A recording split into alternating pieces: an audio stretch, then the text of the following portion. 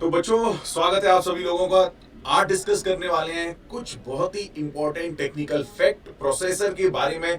और ये फैक्ट आपको करेंगे बहुत हेल्प जब भी आप जाएंगे लैपटॉप को परचेज करने के लिए। और ये उन सारे स्टूडेंट्स के लिए जो लैपटॉप परचेज करने तो जाते हैं बट बहुत कंफ्यूजन होता है कि ये i3 कहाँ से आ गया, जनरेशन क्या है, वो सारे पॉइंट्स समझ में नहीं आते हैं। तो यहां पर मैं डिस्कशन को स्टार्ट करता हूं सिंगल प्रोसेसर से। प्रोसेसर के बारे में बता देना चाहता हूं। तो प्रोसेसर क्या है? प्रोसेसर एक ऐसा आदमी है जो सारा काम करके देता है कंप्यूटर के लिए।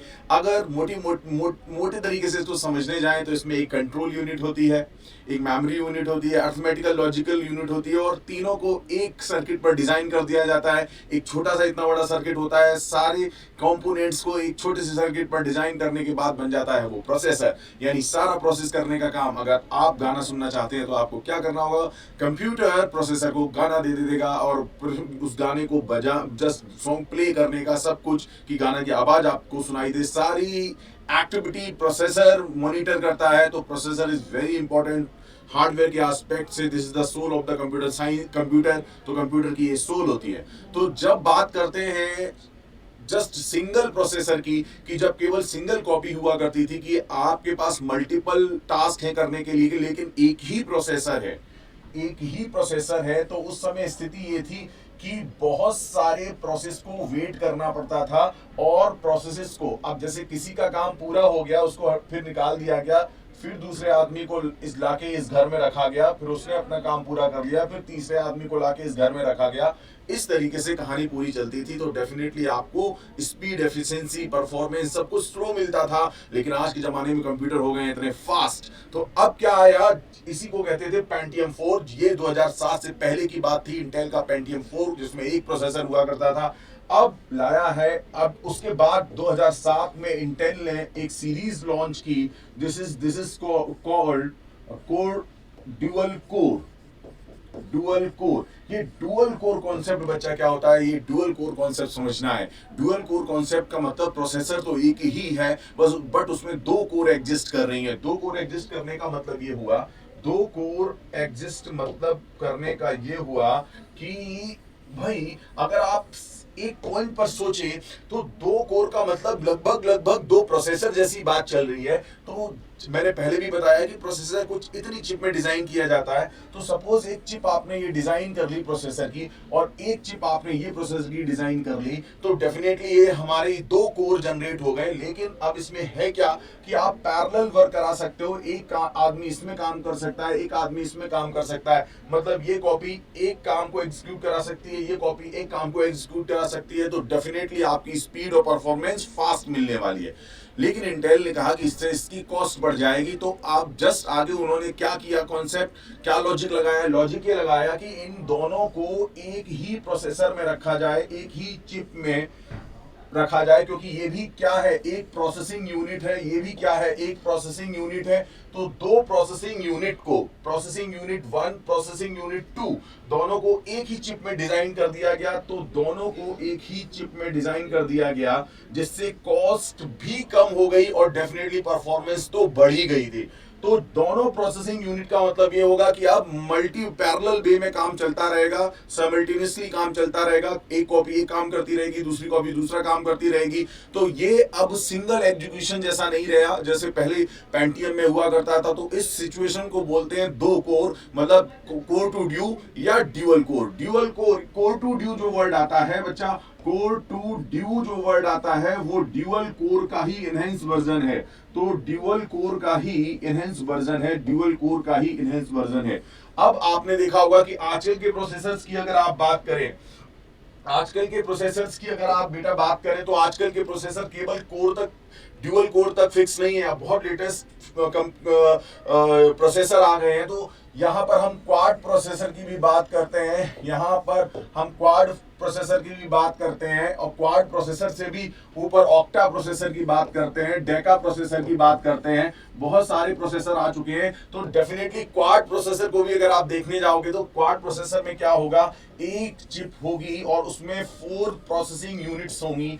4 प्रोसेसिंग यूनिट्स होंगी। तो डेफिनेटली डेफिनेटली यहाँ पर परफॉर्मेंस आपको और बहुत ज्यादा मिलने वाली है, क्योंकि 4 लोग लगातार 4 कामों को कर सकते हैं, तो डेफिनेटली इसके परफॉर्मेंस, इसकी स्पीड बहुत ज्यादा होगी। अगर आप ऑक्टा को देखेंगे तो ऑक्टा तो इनके भी पिताजी निकले, उसमें अगर आप ऑब्जर्व करेंगे तो 8 कोर आपको मिलेंगे, डेका में 10 कोर मिलेंगे, लेकिन डेफिनेटली इनकी कॉस्ट बहुत बढ़ती चली जाएगी और डिफरेंट डिफरेंट कामों के लिए होते हैं। अगर आपको वीडियो वेंडरिंग करनी है, हाई परफॉर्मेंस गेम खेलनी है, तो उस जगह पर जाकर आपको ये डिसाइड करना होगा कि आपको किस कोर का प्रोसेसर लेना है। नॉर्मली लैंग्वेजेस के लिए हम जो है just 4 core processor is sufficient for the normal programming languages, अगर आपको बहुत हैवी डेटा पर काम नहीं करना है। तो एक तो बात ये समझ में आ गई सर कि कोर की बात तो क्लियर हुई, कोर की बात तो क्लियर हुई। अब एक वर्ड आ जाता था यहाँ पे, एक वर्ड आ जाता था कि sir i3 generation, i7 generation, मतलब अगर मैं लेटेस्ट बात करूं तो पहले कोर से स्टार्ट हुई थी सारी कहानी, है ना। तो कोर 7 क्वाड और ये सब कुछ से स्टार्ट हुआ था। अब बेसिकली सीरीज चल रही है i3 की, i7 की, i9 की, i11 की। इसका मतलब क्या हुआ सर? इसका मतलब ये हुआ कि i3 प्रोसेसर में भी क्या होता है, कोर होते हैं, मल्टीपल कोर होते हैं। i7 में भी क्या होते हैं, मल्टीपल कोर होते हैं। i9 में भी क्या होते हैं, मल्टीपल कोर होते हैं। तो अब जो प्रोसेसर्स आ रहे हैं वो मल्टीपल कोर वाले ही प्रोसेसर आ रहे हैं। तो अब जो प्रोसेसर आ रहे हैं वो मल्टीपल कोर वाले ही प्रोसेसर हैं। लेकिन जब आप i3 खरीदने जाएंगे तो एग्जैक्टली आपको पूछना पड़ेगा, जो आपको लैपटॉप बेच रहा है उससे पूछना पड़ेगा कि भाई हमारा ये i3 कितने कोर का प्रोसेसर है, क्योंकि i3 में अगर आप जाओगे तो 2 कोर प्रोसेसर भी मिल सकता है, 4 कोर प्रोसेसर भी मिल सकता है। अगर i7 में आप जाओगे तो 2 कोर प्रोसेसर भी मिल सकता है, 4 कोर प्रोसेसर भी मिल सकता है, और i9 i11 इस तरीके से। तो फॉर एग्जांपल आप तो गए कि मैं तो i3 खरीद लाया, बहुत खुश हैं आप, लेकिन आपका जो कोर था वो 2 ही है। तो डेफिनेटली अगर आप थोड़ा सा पैसा उससे पूछोगे, भाई हमको i3 में भी कोर 4 प्रोसेसर चाहिए, हमको क्वाड प्रोसेसर चाहिए, तो I just want a quad processor. तो अपने प्रोसेसर्स को आप चेक करना अपने अपने कंप्यूटर्स में और कमेंट बॉक्स में बताना कि आपके जो कंप्यूटर्स के प्रोसेसर हैं वो क्वाड हैं, जस्ट 4 हैं, क्वाड हैं, कोर है, क्वाड है, ऑक्टा है, क्या है, वो सब जानकारी आप अपने कमेंट बॉक्स में बताइएगा। जस्ट अब इसमें एक पॉइंट और बड़ा इंपॉर्टेंट आ जाता है। वो पॉइंट क्या है? वो पॉइंट है बेटा जनरेशन का। ये जनरेशन क्या होती है? ये जनरेशन ये बताती है कि एक्चुअली में जब कंप्यूटर को एक चिप पर, प्रोसेसर को एक चिप पर डेवलप किया जाता है तो उसमें एक ट्रांजिस्टर्स यूज किए जाते हैं और वो ट्रांजिस्टर्स के डायमीटर होते हैं। जब आप देखने जाओगे किसी भी कंप्यूटर के प्रोसेसर्स को, वो इतनी छोटी सी चिप दिखेगी जिसमें अरबों ट्रांजिस्टर्स लगे हुए होते हैं और वो नेकेड आई से दिखाई भी नहीं पड़ते हैं, इतने छोटे होते हैं, क्योंकि उनका डायमीटर ही जो है नैनोमीटर में होता है। अगर बात करी जाती है 1970 के कंप्यूटर्स की, उस समय जब हमारे ट्रांजिस्टर्स का जो डायमीटर था वो लगभग 10,000 नैनोमीटर हुआ करता था, लेकिन आज जो हम कंप्यूटर्स, पर्सनल कंप्यूटर्स यूज कर रहे हैं वो लगभग 5 नैनोमीटर तक पहुंच चुके हैं। आप अपने ट्रांजिस्टर्स का साइज छोटा से छोटा करते चले जा रहे हैं, जिससे आप क्या कर रहे हैं, परफॉर्मेंस बढ़ा रहे हैं कंप्यूटर की, कॉस्ट डिक्रीज हो जा रही है आपके कंप्यूटर की, प्लस पावर एफिशिएंसी आपके कंप्यूटर की बहुत अच्छी हो जा रही है। तो वो ज्यादा से ज्यादा पावर बैकअप दे सकता है आपको, क्योंकि ट्रांजिस्टर जितने छोटे होते हैं उतनी एफिशिएंट पावर को ग्रैब करते हैं। तो डेफिनेटली यहां पर जनरेशन का सीधा मतलब है कि उसमें जो ट्रांजिस्टर यूज हो रहा है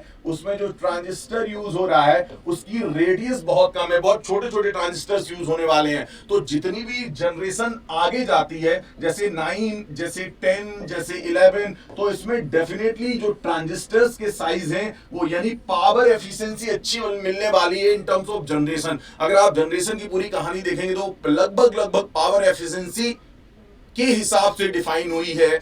और अगर आप i3, i7 कोर, क्वाड इसको देखेंगे तो ये परफॉर्मेंस के हिसाब से डिसाइड हुई है। तो ये पैरामीटर परफॉर्मेंस बताता है, जनरेशन पावर एफिशिएंसी को डिफाइन करती है। तो इस तरीके से आप मोटा मोटी समझ सकते हैं कि प्रोसेसर को खरीदते समय आपको किन बातों का ध्यान रखना होगा। तो आई थिंक ये सब चीजें मैं आप लोगों के लिए लाता रहूंगा और मैं इन सब चीजों पर खूब डीप में रिसर्च करता जा रहा हूं। अगला पॉइंट लाऊंगा आपके लिए कि रैम और कैश, कि कैश और रैम में क्या डिफरेंस होता है, और करंट कंप्यूटर्स में कैश किस तरीके से लगी होती हैं और रैम को किस तरीके से यूज किया जाता है। तो इस कैसा लगा आज आपको प्रोसेसर पर बनाया हुआ वीडियो, कमेंट करके बताएं। Thank you so much.